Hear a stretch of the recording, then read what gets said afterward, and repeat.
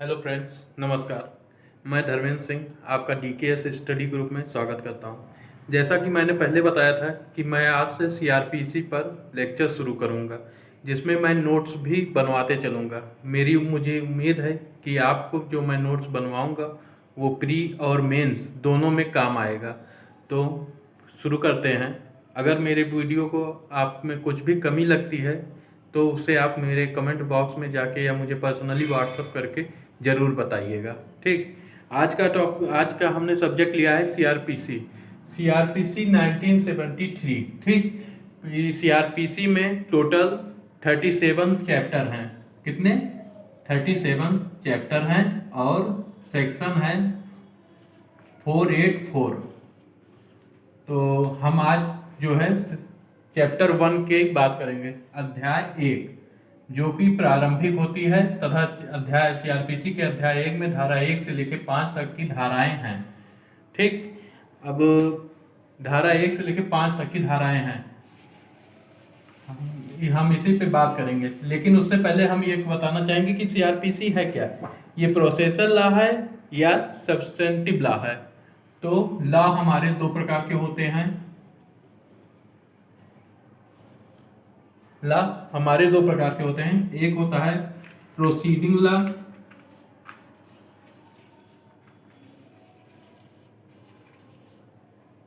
एक होता है सब्सटेंटिव लॉ।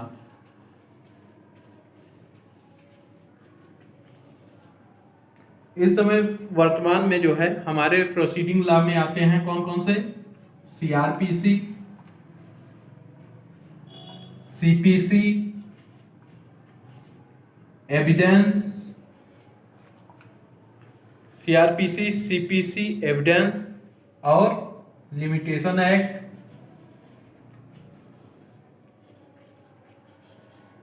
और एसआरए। ये सब जो है प्रोसीडिंग लॉ है।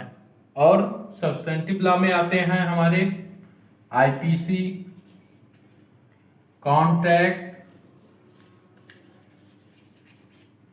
आईपीसी, कॉन्ट्रैक्ट और टीपी एक्ट। ये हमारे जो हैं सब्सटेंटिव लॉ है। दोनों का महत्व अलग अलग है। इसमें बताया गया है कि कोई चीज क्या अपराध है, क्या किया जाएगा और उस अपराध के लिए सजा की कैसे व्यवस्था की जाएगी, उसकी प्रक्रिया के बारे में प्रोसीडिंग लॉ में बताया गया है। ठीक। इसके आगे हम बता रहे हैं कि लॉ का क्लासिफिकेशन कितना है, मतलब कि लॉ कितने प्रकार के हैं।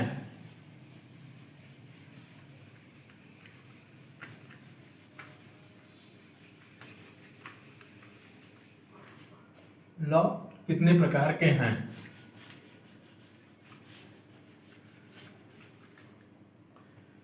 यह है क्लासिफिकेशन ऑफ लॉ।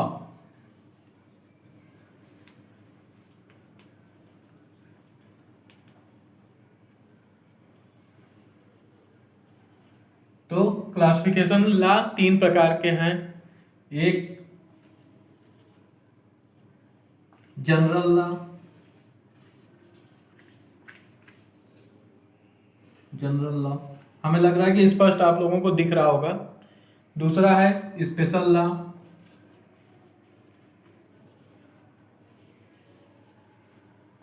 और तीसरा है पर्सनल लॉ।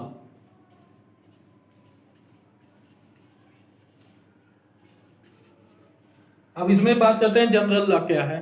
तो जनरल लॉ वह होता है जैसे किसी जाति धर्म का कोई व्यक्ति कोई अपराध करता है, जैसे मान लीजिए राम, रहीम, जॉर्ज और किसी सिख ने कोई अपराध किया, तो उनमें आईपीसी में जो भी सजा का प्रावधान है वो उसे दिया जाएगा, चाहे वो किसी भी जात धर्म का कोई भी हो।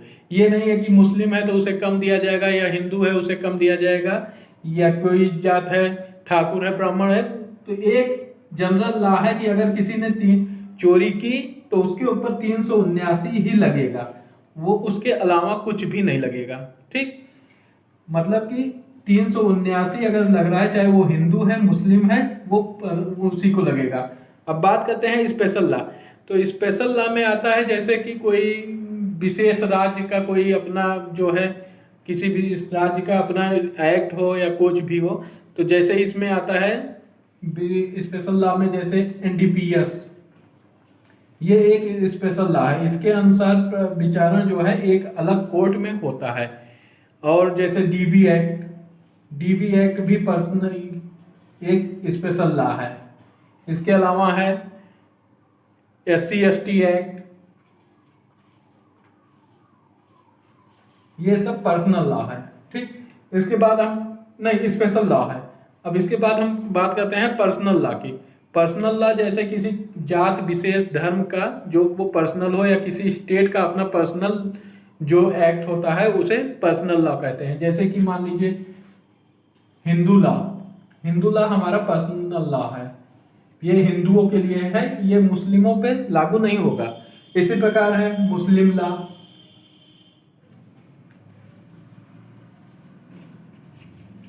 और इसी प्रकार से है Hindu law, Muslim law. Local law होते हैं, जैसे कि मान लीजिए Rajasthan rent control act, Rajasthan rent control act, Uttar Pradesh rent control act, MP rent control act, MP goonda act, Chhattisgarh rent control act.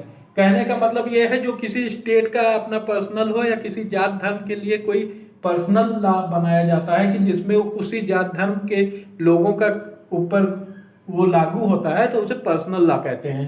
और स्पेशल लॉ वो होता है जो किसी स्पेशल विशेष, जिसे विशेष न्यायिक मजिस्ट्रेट या विशेष जज को बैठाया जाता है कि आप भैया आपको इसी एक्ट का देखना है, आप एनडीपीएस के हो गए, अब आप यही देखिए, आपको कोई और बात नहीं दिया जाएगा। ये बात अलग है कि कुछ केस उनके यहाँ दे दिया जाता है अलग, बाकी वो स्पेशली रहते हैं कि एनडीपीएस देखना है तो एनडीपीएस देखेंगे, और एससी एसटी देखना है एससी एसटी देखेंगे। ठीक, और जनरल लॉ तो वही है जो सबके लिए, हर जात धर्म हर अपराध के लिए लागू होता है, वो जनरल लॉ है। ठीक, इसे तो इरेज कर दे रहे हैं, आप उतारना चाहिएगा ना, स्क्रीनशॉट ले लीजिएगा।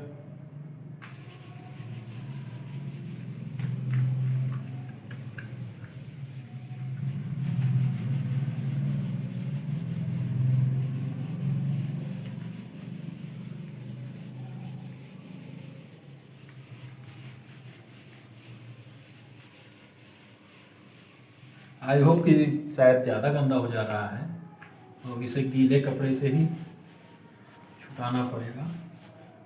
खैर जो भी है, आपको हमें आई होप कि आपको स्पष्ट दिखाई पड़ रहा होगा। अब हम बात करते हैं कि जो है अध्याय 1 में कितनी धाराएं होती हैं। तो अध्याय 1 में धारा 1 से लेके 5 होती हैं, मतलब कि 5 अध्याय धाराएं होती हैं। आज के वीडियो में मैं धारा 1 और धारा 2 को ही लेके चलूंगा, लेकिन हम क्लासिफिकेशन कर दे रहे हैं। सीआरपीसी के अध्याय 1 में 5 धाराएं होती हैं जो कि प्रारंभिक होती हैं। धारा 1 section 1, section 2, section 3, section 4, section 5। और बताना चाहूँगा कि आप पहले तो सेक्शन 1 से तो ज़्यादा नहीं आता था, क्योंकि सेक्शन 1 का मतलब होता है टाइटल, टाइटल नाम, और ये कहाँ विस्तार है, ये सब। ठीक, टाइटल। और सेक्शन 2 में, सीआरपीसी के सेक्शन 2 में जो है डिफिनेशन क्लास है, डिफिनेशन दिया गया है, डिफिनेशन। ठीक, और सेक्शन 3 में और 4, 5 ये हम इसका कल विस्तार से चर्चा करेंगे। आज हम सेक्शन 1 में बताते हैं कि टाइटल। Section 1 title. टाइटल क्या है कि भैया हम क्या हैं, हम सीआरपीसी हैं, क्रिमिनल प्रोसीजर कोड 1973, सीआरपीसी 1973। इस एक्ट को क्या कहा जाएगा, टाइटल क्या है, सीआरपीसी 1973। इसके बाद कब लागू हुए, हम 1 अप्रैल 1974 को लागू हुए हैं। कब लागू हुए, सीआरपीसी कब लागू हुआ है, 1 अप्रैल 1974 को। ठीक, अब ये कहाँ पे लागू हुए हैं, हम अब जम्मू कश्मीर में भी लागू हुए हैं, JNK। जब से धारा 370 अनुच्छेद 370 हटाया गया है, 370, तब से जो है जम्मू और कश्मीर में भी सीआरपीसी लागू हो गया है। इसके अलावा हम कहाँ लागू नहीं होते हैं? नागालैंड, आई होप कि आपको स्पष्ट दिख रहा होगा, और अगर नहीं भी दिख रहा होगा तो मेरी आवाज से आप समझने की कोशिश कीजिएगा। नागालैंड एंड असम के कुछ ट्राइबल एरिया में ये सीआरपीसी लागू नहीं होता है। तो अब यहाँ बात आती है कि सीआरपीसी अगर यहाँ पे लागू नहीं होता तो क्या लागू होता है? तो यहाँ पे ये कहता है कि सीआरपीसी कहता है कि मेरे अंदर 37 चैप्टर हैं। ठीक, कितने चैप्टर हैं? 37 चैप्टर हैं। तो उन 37 चैप्टर में हमारा 8, 10, 11 चैप्टर 8, 10 और 11 जो है यहाँ पे नागालैंड और असम में लागू होता है। और इन चैप्टर के अलावा अगर राज्य सरकार चाहे तो गजट के द्वारा सीआरपीसी के किन्हीं और भी चैप्टर्स को लागू कर सकता है। यहां तक बात क्लियर हो गई?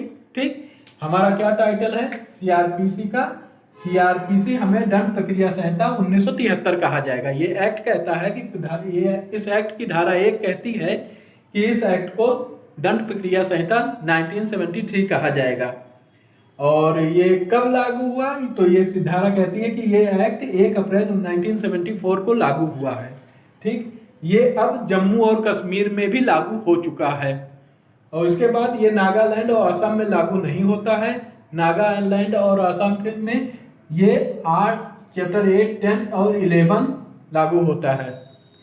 ठीक, और नागालैंड और असम में ये अनुच्छेद 6 के संविधान के 6ठी शेड्यूल के अनुसार ये लागू नहीं होता है उन क्षेत्रों में। हम अब आगे बढ़ते हैं।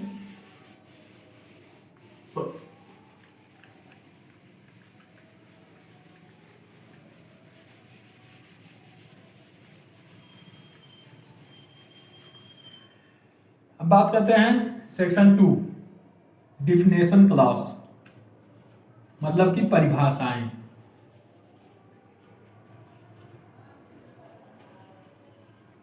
वैसे तो डिफिनेशन क्लॉज में बहुत सी परिभाषाएं दी गई हैं, लेकिन ये परीक्षा के दृष्टि से सभी इंपॉर्टेंट नहीं है। तो हम यहाँ पे सिर्फ उन्हीं सेक्शंस की सेक्शन को जानेंगे जो परीक्षाओं में पूछे जाते हैं। ठीक, तो सबसे पहले आता है सेक्शन 2A। 2A क्या है? Bailable, non bailable. ठीक, बेलेबल वो होता है जो कि जमानती हो, जो कोई अपराध जिसमें पहली बार में सम्मन भेजा जाता है और वो उसमें जमानत कर दी जाती है मजिस्ट्रेट के द्वारा, जमानत करना आवश्यक होता है, वो बेलेबल है। ठीक, और नॉन बेलेबल वो होता है जिसमें जमानत नहीं होती है, अजमानती को नॉन बेलेबल कहते हैं। ठीक, इसके बाद आता है 2B। 2B है आरोप, चार्ज। क्या है? चार्ज, आरोप। अभी इसकी हम व्याख्या भी लिखाएंगे तो उसमें हर चीज स्पष्ट हो जाएगी। जब नोट्स बनवाएंगे तो अभी सब स्पष्ट हो जाएगा।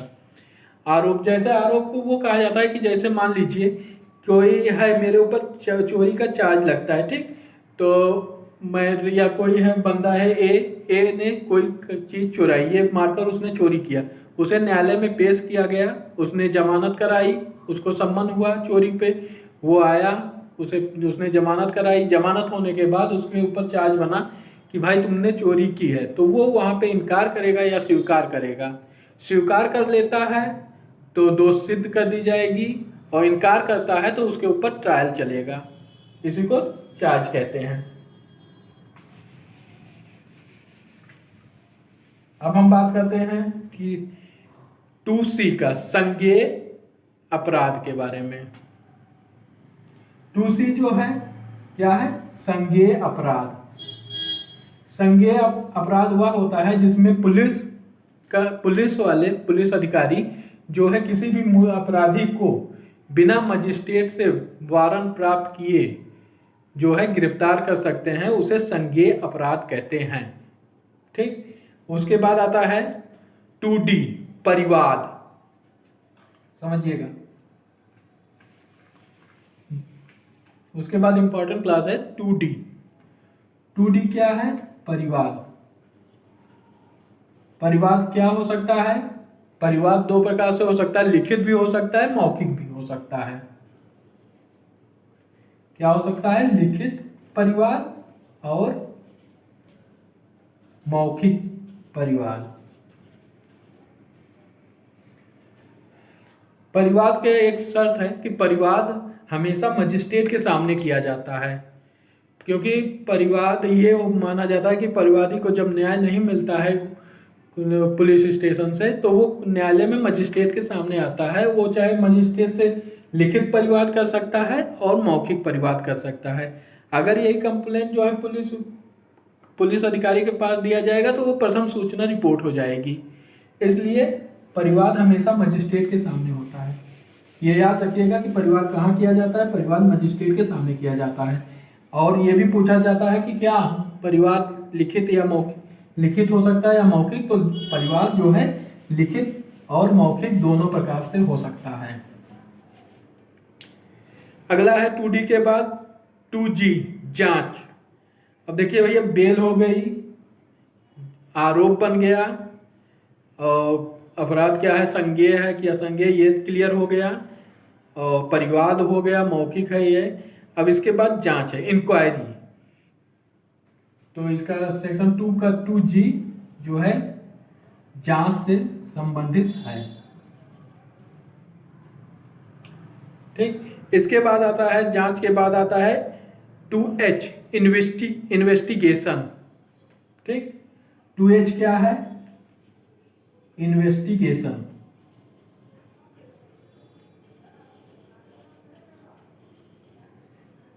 अब इन्वेस्टिगेशन के बाद 2H के बाद आता है 2I, न्यायिक कार्यवाही। क्या आता है? 2I, न्यायिक कार्यवाही। जहां पे न्याय के लिए कोई कार्य किया जाता है उसे न्यायिक कार्यवाही कहा जाता है। ठीक, इतना क्लियर हो गया?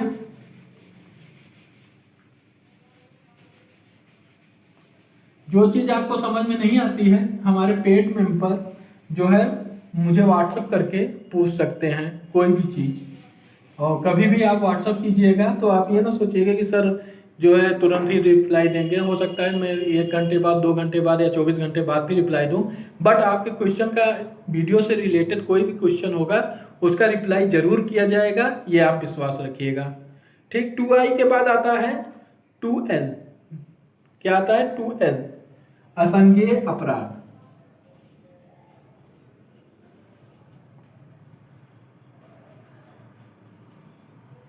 असंज्ञेय अपराध।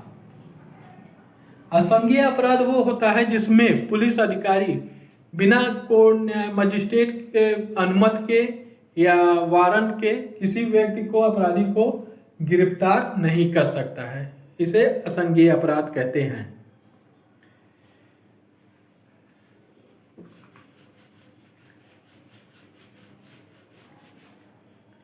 अब इसके बाद बात करते हैं हम 2N। 2N में अपराध को परिभाषित किया गया है। 2N में अपराध को परिभाषित किया गया है, जिसकी व्याख्या हम अभी आगे लिखवाएंगे। सभी चीज मैं शॉर्ट में बताता चल रहा हूं कि 2L में क्या है, 2N में क्या है।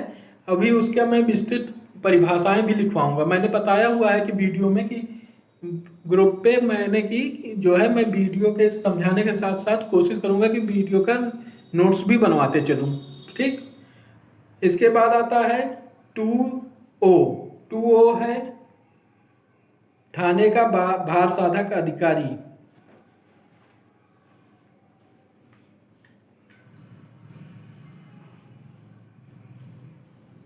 थाने का भार साधक अधिकारी। थाने का भार साधक अधिकारी में उस थाने का जो भी उस समय मौजूद हो, जिस समय कोई परिवादी या जो भी कंप्लेंट करने जाता है या फाइल लिखने जाता है, उस समय जो भी उपस्थित हो, पुलिस अधिकारी इंस्पेक्टर या कोई भी, वो थाने का भार साधक अधिकारी कहलाएगा। अब आते हैं 2O के बाद 2R पुलिस रिपोर्ट। क्या है 2R में? क्या है? Police report. तो पुलिस रिपोर्ट के बाद आता है 2S police station. S for station.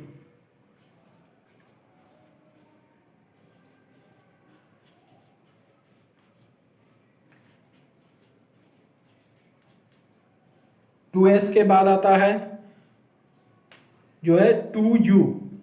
2U public prosecutor, जिसे हम सरकारी वकील या अभियोजन अधिकारी भी कहते हैं।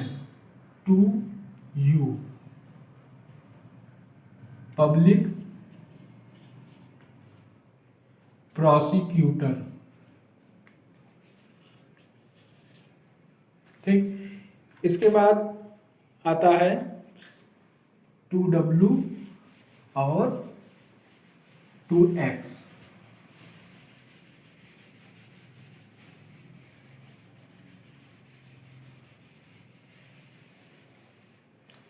इसके बाद क्या आता है 2W और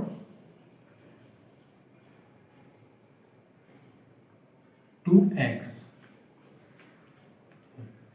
2W है संबंध मामले।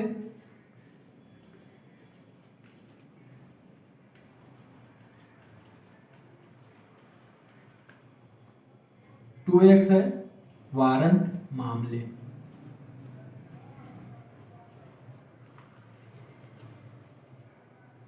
ठीक, अब इसको आप क्रॉस कर लीजिए। W फॉर वारंट, X संबंध मामले। ठीक, इसी के साथ सेक्शन 2 समाप्त होता है। 3 और 4 5 पे हम अगली वीडियो में, कल की वीडियो में चर्चा करेंगे। ठीक, आपको यहाँ तक का समझ में आ गया होगा।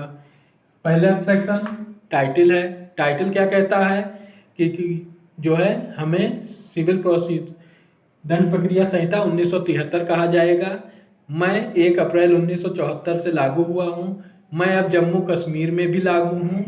मैं नागालैंड और असम के ट्रिब्यूनल एरियाज में नहीं लागू होता हूँ। तो वहाँ पे भाई क्या लागू होता है? तो सीआरपीसी कहता है कि मेरे पास 37 अध्याय हैं।